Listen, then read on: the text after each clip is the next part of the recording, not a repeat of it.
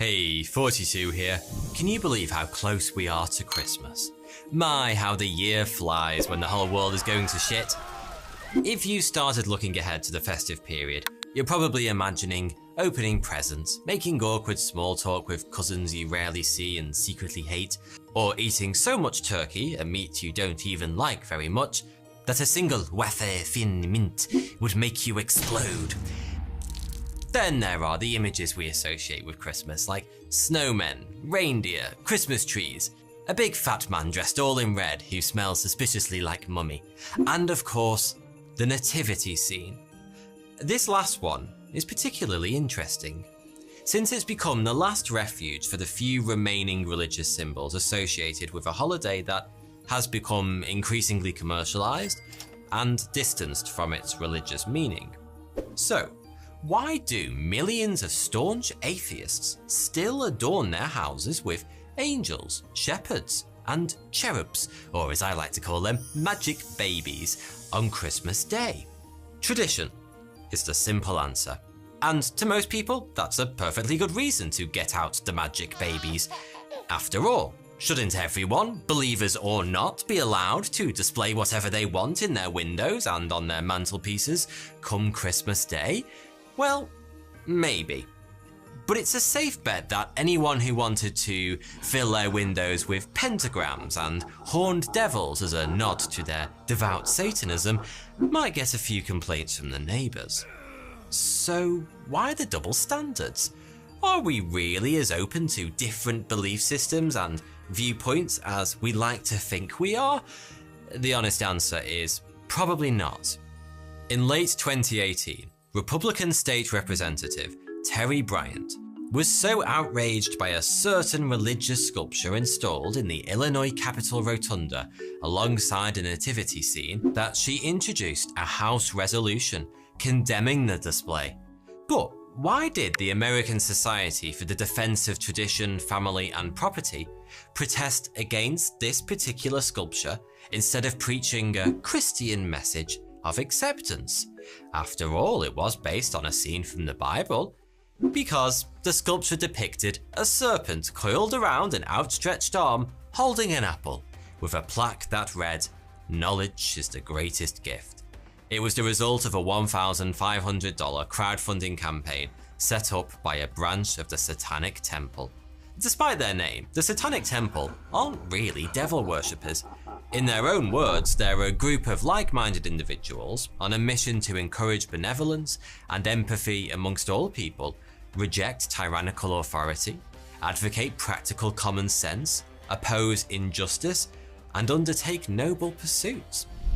They're a religious group that don't believe in a god, but do believe in, amongst other things, seeing religious freedom applied fairly across all religions, not just the biggest ones. And their 2018 Snaketivity installation wasn't their first action fighting for justice across religions either. In 2013, a Christian group was given permission to hand out Bibles at public high schools in Orange County, Florida. The ruling that allowed this also naturally and fairly allowed for any non-Christian groups to do the same. The lawmakers probably had the bigger religions in mind when they made this ruling: Islam, Judaism, perhaps Mormonism. What they probably didn't expect was for the Satanic Temple to rock up and start distributing their own promotional material, the Satanic Children's Big Book of Activities. In what seems to be true Satanic Temple style, they managed not only to give the establishment a good old-fashioned two-fingered salute, the book features a connect the dots inverted pentagram, but also to quietly go about spreading their own values. A page of anagrams instructs children to help Damien, presumably named after the Antichrist character from the Omen films, to use inclusive language to reason with a group of bullies. The jumbled words include empathy, justice, freedom, and respect, which, to be honest, sound more like the teachings of the Messiah than the values of a very naughty boy. The group rarely misses an opportunity to have a bit of fun with their message, like in 2012 when the Oklahoma government installed a Ten Commandments monument on the grounds of the state capitol building. If one religious statue was allowed, why not another? The Satanic Temple ran a successful crowdfunding campaign to commission an 8.5-foot statue of the goat-headed deity Baphomet, once apparently worshipped by the Knights Templar, to be donated and displayed right alongside the Ten Commandments. A legal challenge to the Ten Commandments monument followed, with the State Supreme Court later ruling the commandments be removed. This meant plans to install Baphomet were put on hold, and the winged goat, as well as the pentagrammed throne and 2 smiling children who accompany him, were saved for later use. But as the old saying goes, you can't keep a good goat-headed deity down, and in 2017, when Arkansas wanted to install their own Ten Commandments monument on the grounds of their state capitol building, back came Baphomet. The statue even made the Satanic Temple a profit when, in 2018, Netflix used a likeness of it in its series Chilling Adventures of Sabrina. The church promptly sued, with the case settled out of court for an undisclosed fee. The Satanic Temple were given credit for their unusual contribution to the show in all future broadcasts. Wherever there are religious loopholes, the Satanic Temple aims to exploit them. So, when the Supreme Court ruled against a group championing the separation of church and state and preserved the right of the town of Greece, New York, to open its monthly board meetings with a prayer, the Satanic Temple and other groups like them saw not a blow, but an opportunity. The ruling contained an important caveat that these prayers couldn't discriminate amongst religions. It wasn't the Satanic Church who stepped up to the plate this time, but another organisation with similar objectives.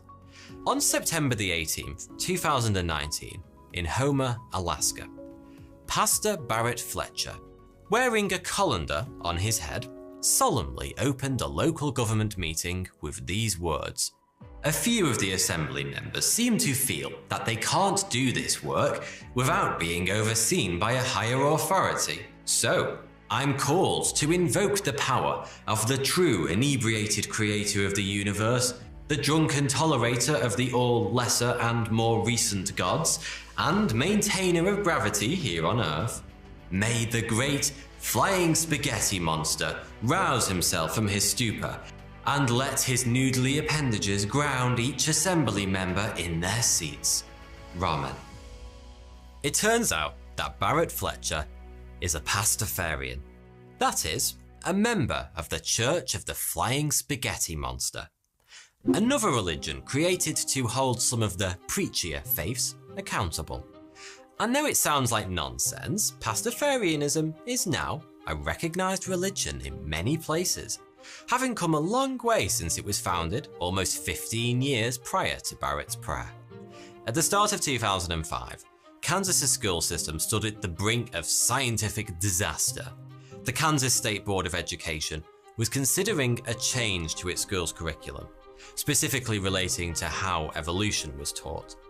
The proposed curriculum was to include intelligent design, the pseudo-scientific argument that God must exist because the complex features of living things and the universe in general could only have been created by some form of higher power, an intelligent designer.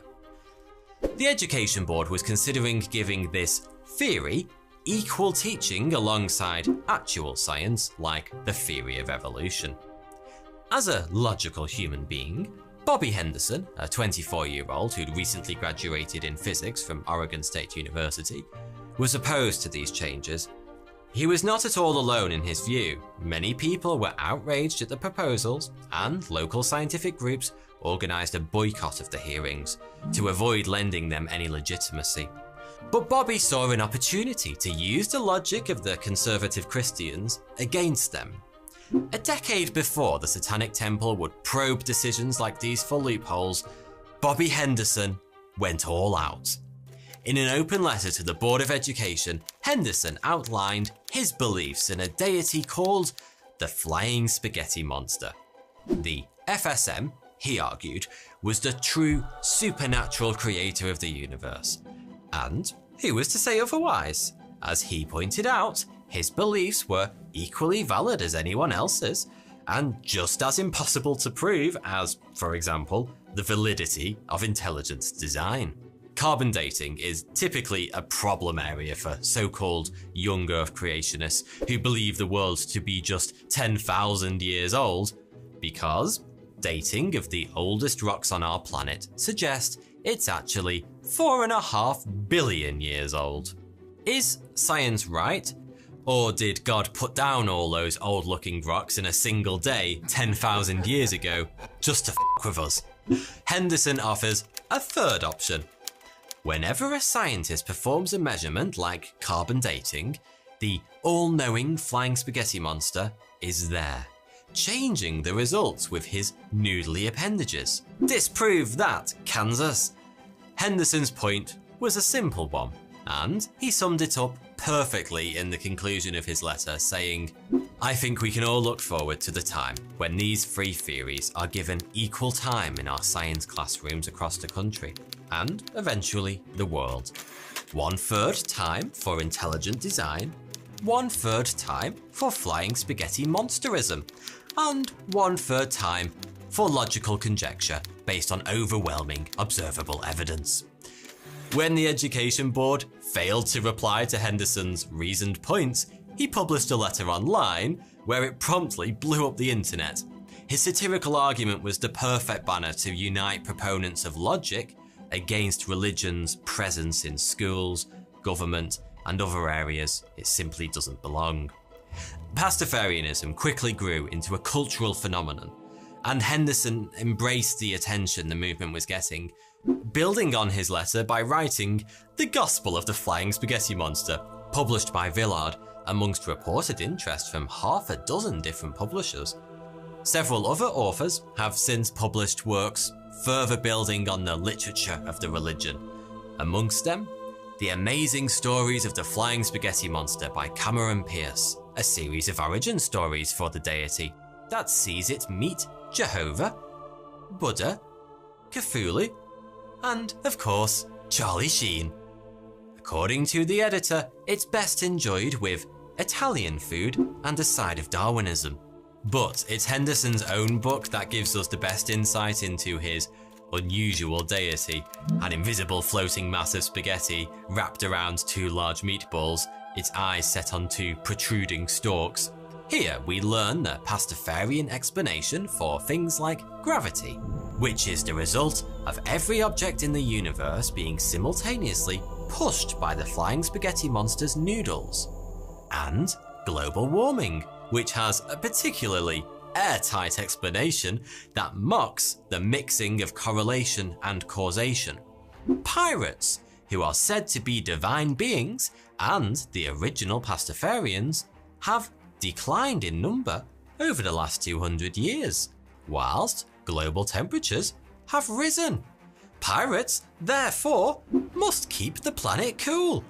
This conclusion is further backed up by the fact that International Talk Like a Pirate Day, September the 19th, has been cooler than another scientifically chosen day, July the 10th, for at least the past few years that Henderson has bothered to check.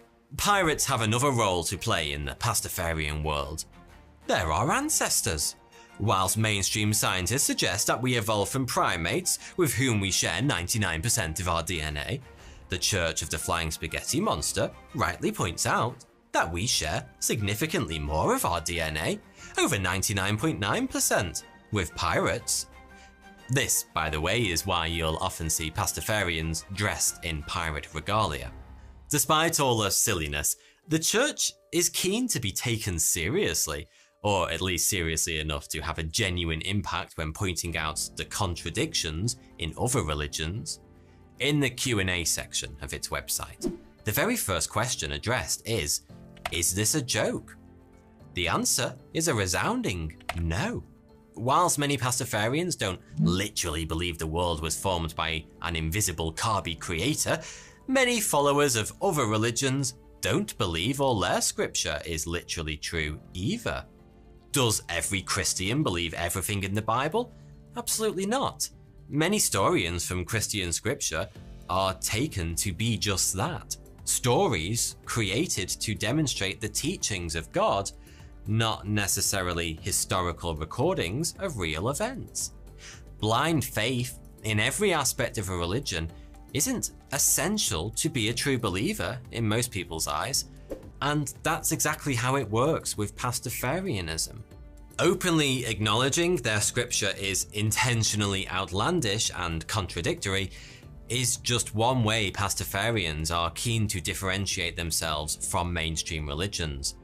Henderson proudly points out that no wars have been fought in the name of the Flying Spaghetti Monster, and he's keen to seed the church's future growth with positive ideas, namely keeping religion separate from education and keeping money out of religion.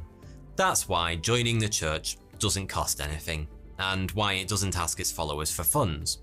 There are no physical places of worship to visit, and the church lives entirely online or in informal gatherings, where those ideals are further propagated. There aren't strict commandments either, but Henderson's gospel does lay down 8 "I'd really rather you didn't."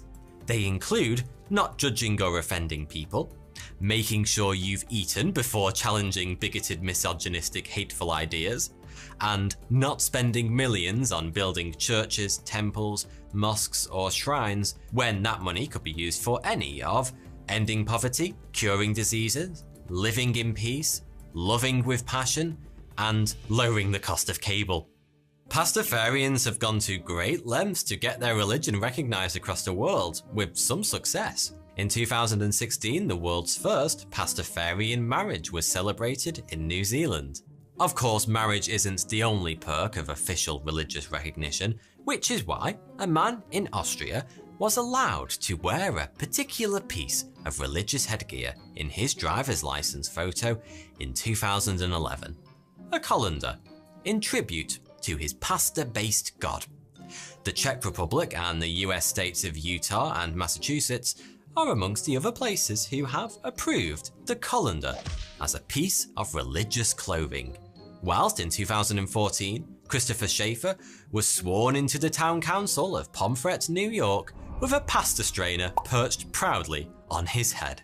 If either the ideals or the downright craziness of the Church of the Flying Spaghetti Monster appeal to you, joining is easy. There isn't a formal membership process, and according to their website, anyone with an interest is welcome to consider themselves an official member of the church.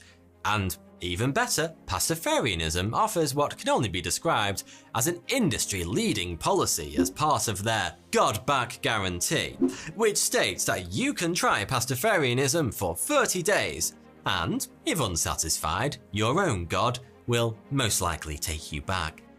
Fervent followers are also encouraged to practice their own special brand of evangelism, with Flying Spaghetti Monster promotional material often featuring the image touched by his noodly appendage, a parody of Michelangelo's The Creation of Adam. This frequently finds its way onto Pastafarian floats at parades or leaflets offering students a choice on college campuses. Would you rather go to hell for drinking alcohol and having sex, or go to Flying Spaghetti Monster Heaven, which is rumoured to contain a beer volcano and a stripper factory?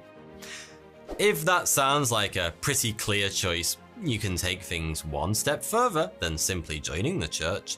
The maintenance of the Church of the Flying Spaghetti Monster website is funded by very reasonably priced certificates of ordination, allowing you to preside over ceremonies such as marriages and baptisms, perform last rites, cast out false prophets, and perform exorcisms, all in the name of the Flying Spaghetti Monster.